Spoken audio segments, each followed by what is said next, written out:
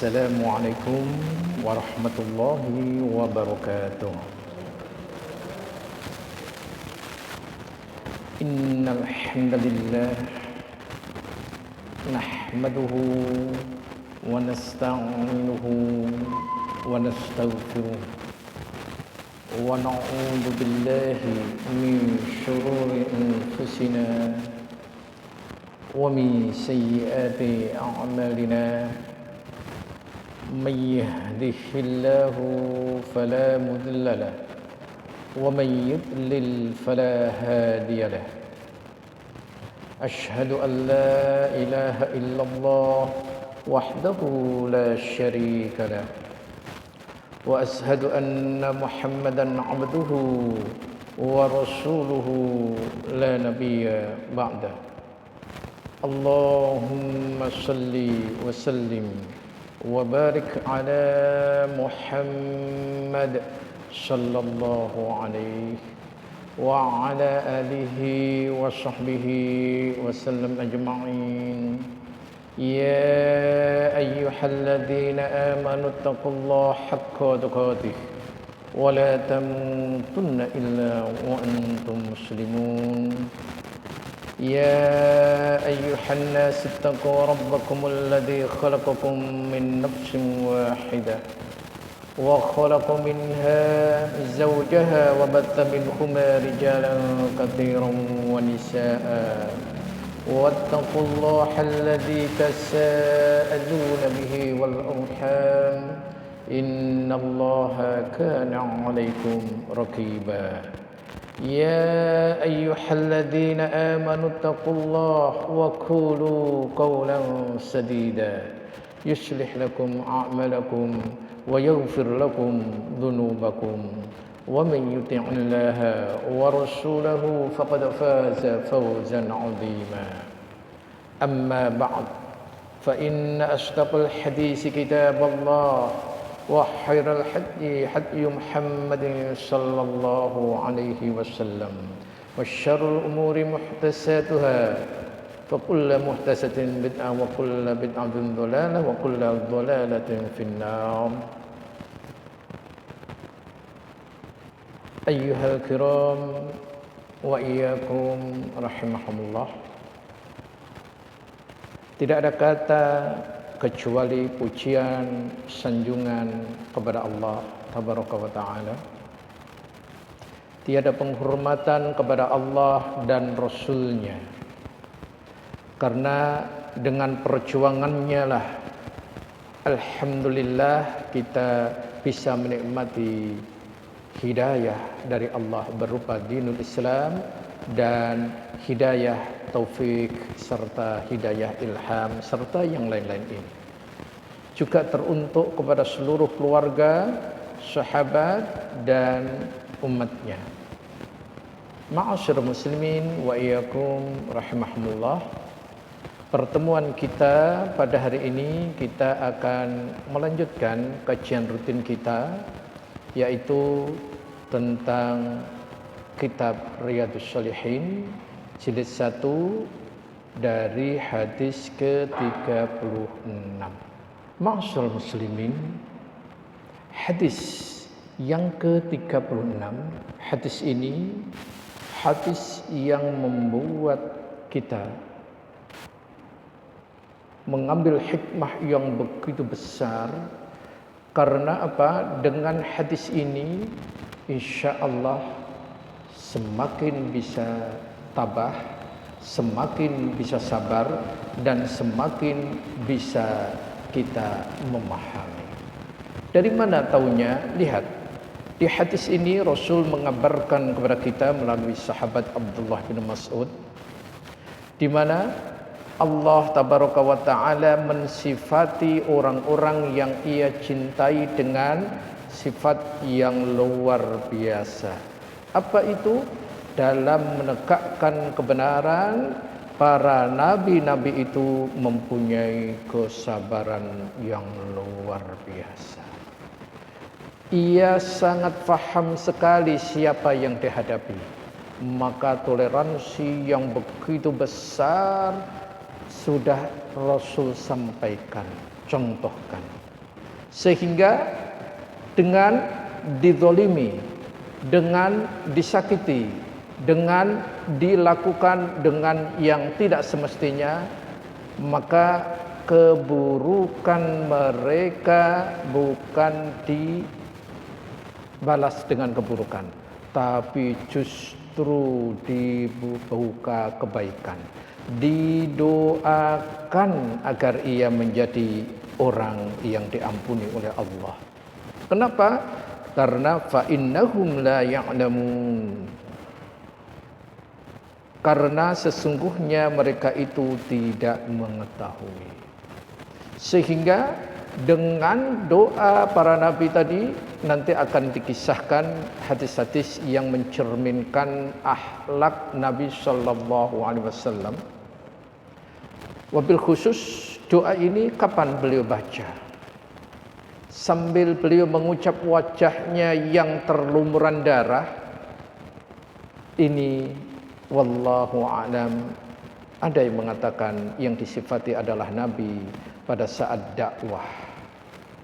Ada yang mengatakan dakwah ketika di Uhud, perang Uhud.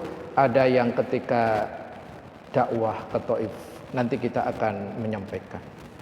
Berikutnya yang tidak kalah pentingnya adalah bahwa kaum kafirin ketika ada hujjah, mereka tidak sanggup untuk melawan hujjah tersebut itu, maka yang ia tempuh adalah kekuasaan dengan cara mendolimi, menyiksa, bahkan tidak segan-segan kalau memang ia membahayakan akan dibunuh. Karena ada beberapa nabi yang sempat mendapatkan perlakuan itu. Di antaranya adalah nabi-nabi yang telah kita akan sampaikan. Di antaranya adalah Rasul sallallahu alaihi wasallam pasti. Di antaranya lagi adalah Nabi Isa alaihissalam dan seterusnya. Baik, kita akan memulai satu demi satu. Hadis ini diriwayatkan oleh Bukhari dan Muslim, di mana kedua insan yang Allah berikan kemuliaan, perawi hadis yang pertama dan yang nomor dua. Wallahu a'lam. Sedangkan kosakata asing yabki nabiyan mengisahkan salah seorang dari para nabi, maksudnya mensifati seorang nabi Allah tabaraka wa taala. Dan ada yang mendapatkan pendapat bahwa yang dimaksud di sini adalah Rasulullah sallallahu alaihi wasallam. Namun penulis masih memberikan keterangan, namun pendapat ini perlu ditinjau kembali. Dan kandungan-kandungan hadis yang begitu menawan, indah, dan membuat kita harus memahami dengan benar. Apa itu kandungan hadis yang pertama? Kesabaran dan kemampuan para nabi alaihimussalam dalam menahan rasa sakit yang menimpa tatkala berdakwah kepada umatnya demi apa? Menggapai keridhaan dan rahmat Allah. Baik, yang pertama, ma'asyur muslimin, kenapa para nabi dilanjutkan nanti para orang-orang yang mengikuti jejak-jejaknya seperti para sahabat, tabi'in, tabi'ut tabi'in dan seterusnya, ketika berdakwah di jalan Allah ia bisa sangat sabar, teguh, bahkan istiqomah. Meskipun mendapatkan celaan, meskipun mendapatkan cacian, meskipun mendapatkan perlakuan yang tidak adil, perlakuan yang tidak semestinya, tetapi kenapa mereka bisa tabah? Ya, ternyata ia mempunyai satu hal yang sangat penting untuk kita ketahui. Apa itu? Mari kita lihat. Mengapa mereka bisa luar biasa hebatnya bisa mempertahankan dan seterusnya. Inilah faktor-faktor yang menyebabkan kuatnya kesabaran dan keteguhan para nabi dalam menegakkan kebenaran, para sahabat, tabi'ut tabi'in, dan para imam-imam semuanya. Faktor-faktor tersebut inilah yang harus kita miliki. Maka ternyata ma'asyar muslimin, guna meraih keridhaan dan rahmat dari Allah, perjuangan itu ternyata salah satu tangga yang harus kita lakukan. Agar tangga dalam rangka kita melakukan dakwah sampai kepada puncaknya, maka perlu landasan-landasan yang sangat apik. Apa saja faktor-faktor yang membuat kita bisa lebih sabar, kita bisa lebih tahan, dan kita lebih arif lagi? Yang pertama adalah iman kepada Allah Subhanahu wa ta'ala. Jadi landasan pertama orang itu bisa sabarnya luar biasa, teguhnya bisa luar biasa apa? Beriman kepada Allah Tabaraka wa ta'ala. Kenapa? Sebab iman adalah pokok yang harus diketahui, dan benar-benar pengetahuan ini harus masuk dalam keyakinan yang mantap agar tidak digoyahkan. Kenapa? Karena iman yang mantap disertai hati itu bisa disejajarkan dengan sebuah gunung yang tidak bisa diusik. Jadi iman itu laksana gunung. Kalau imannya kecil, gunungnya kecil. Kalau imannya semakin kokoh, gunungnya semakin besar. Gunung itu kalau semakin besar, semakin besar, semakin besar, bagaimana? Dia akan berdiri semakin kokoh. Inilah iman kepada Allah, gambarannya seperti itu. Sehingga iman yang begitu kuat dan keyakinan yang begitu mantap tadi, ibarat gunung tadi, apa? Ketika melihat kesulitan dunia, ketika melihat ancaman-ancaman yang ada, seperti kebakaran dan sebagainya, gunungnya tetap berdiri. Bahkan ketika ia harus sunatullahnya mengeluarkan erupsi gunung itu, gunung pun tetap berdiri kokoh. Inilah gambaran. Maka tatkala orang itu sudah seperti itu melihat kesulitan dunia yang dibuat oleh musuh-musuhnya, orang-orang kafir, orang-orang zalim dan seterusnya, maka ia melihatnya seperti ubahnya, tak ubahnya buih. Itu. Jadi mereka melihat musuh itu buih kecil sekali, enggak ada artinya sama sekali. Sehingga apa? Buih tidak akan mampu menjebol atau melewati gunung yang begitu kokoh. Jadi di dalam pribadinya sudah ada sebuah keyakinan yang mantap luar biasa. Maka kenapa para nabi dan para pengikut-pengikut nabi itu istiqomah, kesabarannya luar biasa, itu penyebabnya. Hal inilah yang Allah firmankan di dalam Quran surat Ar-Ra'd surat 13 ayat 17. Ini sudah ada di WA ya. Fa ammaz zabatu fayadhhabu jufaa wa amma ma yanfa'un nasa fayamkuthu fil ard.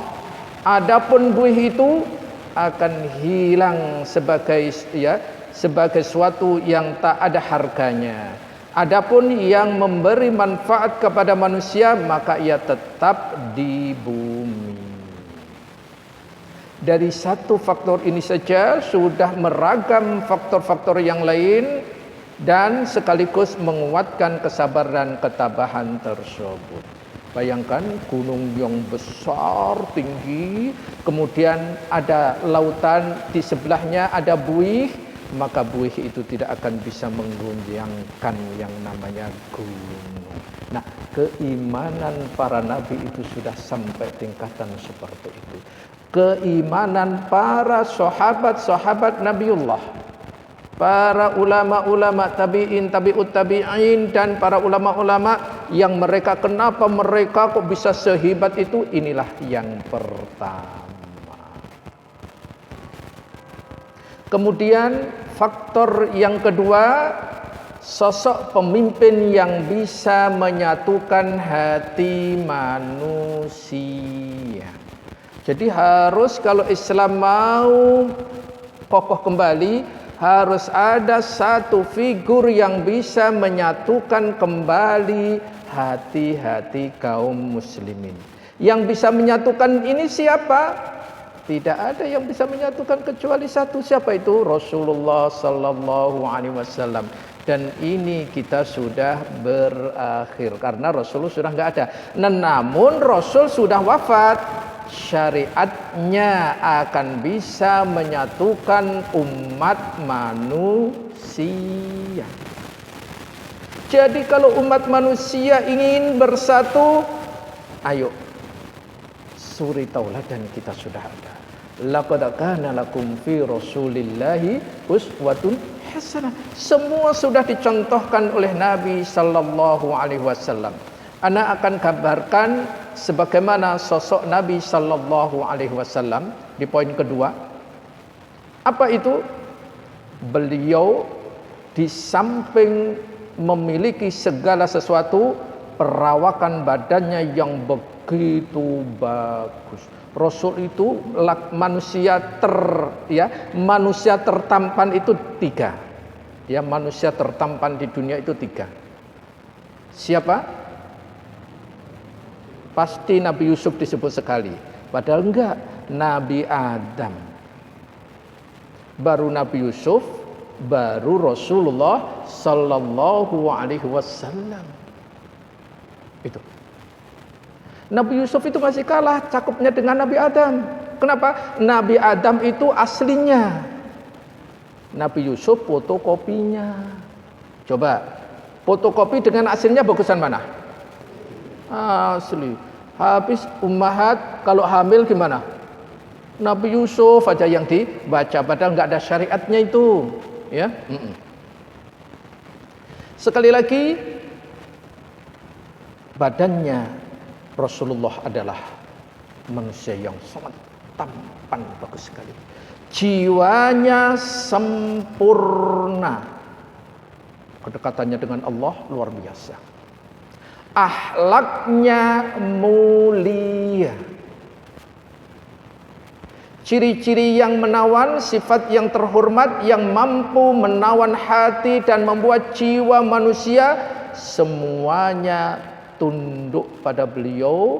Padahal beliau bukan raja, padahal beliau bukan orang kaya, padahal beliau bukan diktator. Tetapi kenapa semua pengen dekat dengan Nabi? Sebetulnya bukan hanya teman, tapi lawan pun mengakui kehebatan Rasul sallallahu alaihi wasallam tersebut. Kenapa? Mari kita perhatikan. Termasuk musuh-musuh beliau itu begitu kagum kepada Rasul sallallahu alaihi wasallam. Terhadap kemuliaan, kecerdasan, kebaikan, keutamaan, amanah, kejujuran, dan segala hal yang baik, semuanya ada manusia pemersatu umat. Siapa tadi?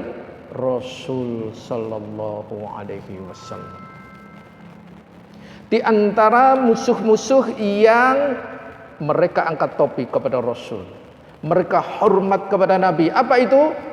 Satu, anak akan berikan 3 saja nanti. Yang pertama Abu Jahal. Tahu sendiri siapa Abu Jahal. Pernah berkata, wahai Muhammad, kami tidak mendustakan dirimu, tetapi kami mendustakan apa yang engkau bawa. Ini kalimat Abu Jahal, tidak mendustakan Rasul sallallahu alaihi wasallam. Tapi yang didustakan apanya? Yang dibawa agamanya. Lalu turunlah ayat, fa innahum la yukadzibunaka walakinnadh-dhalimina biayatillahi yajhadun. Mereka sebenarnya bukan mendustakan kamu, akan tetapi orang-orang yang zalim itu mengingkari ayat-ayat Allah. Quran surat Al-An'am surat ke-6 ayat 33. Ingat kalau begitu Rasulullah diakui enggak sama Abu Jahal di sini? Diakui. Sangat jelas sekali sampai Allah tabaraka wa taala memberikan ayat yang menjelaskan itu. Yang kedua yang pengen anak angkat adalah Ubay bin Khalaf. Pernah mengancam akan membunuh beliau. Namun beliau bersabda, akulah yang akan membunuhmu insyaallah. Tatkala beliau menggoreskan senjata di leher Ubay pada saat perang Uhud,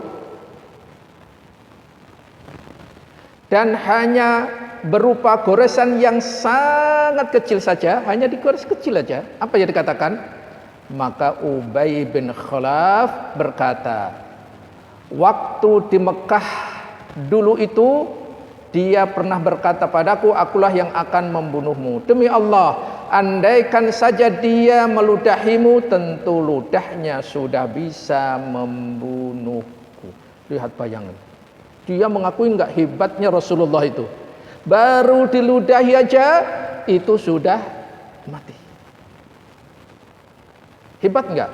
Hebat. Kalau Rasulullah kalau dibilang manusia terhebat, beliau sallallahu alaihi wasallam. Dan ini yang mengakui adalah musuh-musuh. Masa kita umatnya enggak terkagum-kagum kepada beliau? Yang ketiga, Sa'ad bin Mu'az pernah berkata kepada Umayyah bin Khalaf saat masih di Mekah, aku mendengar Rasulullah sallallahu alaihi wasallam bersabda, sesungguhnya orang-orang muslim akan menyerangmu. Dia langsung tercengang dan kaget mendengar dan bersumpah tidak akan keluar dari Mekah. Tatkala Abu Jahal mengajaknya pergi perang Badar, dia membeli seekor unta yang paling bagus di Mekah dalam rangka apa? Memungkinkan dapat digunakan untuk melarikan diri dari jika diperlukan. Abu Sufyan berkata kepada istrinya, apakah engkau sudah lupa apa yang pernah dikatakan saudaramu di Yasrib? Siapa yang dimaksud di sini? Saudaramu di Yasrib, Rasulullah. Tidak, demi Allah aku akan menjaga jarak dengan mereka, katanya. Lihat, kata-kata Rasulullah gimana? Sangat membekas sekali. Padahal ia adalah orang yang sangat hebat, yang namanya Abu Sufyan itu. Ternyata dengan ucapan Rasulullah dia sangat ketakutan luar biasa. Inilah jadi Rasulullah itu bisa memadukan, bisa menyatukan, bisa memberikan seluruhnya, pengen dengan beliau. Termasuk para musuh-musuhnya tadi, yang diingkari yang dibawa, gitu loh. Jadi yang diingkari yang dibawa oleh Rasulullah agama Islam ini. Wallahu a'lam.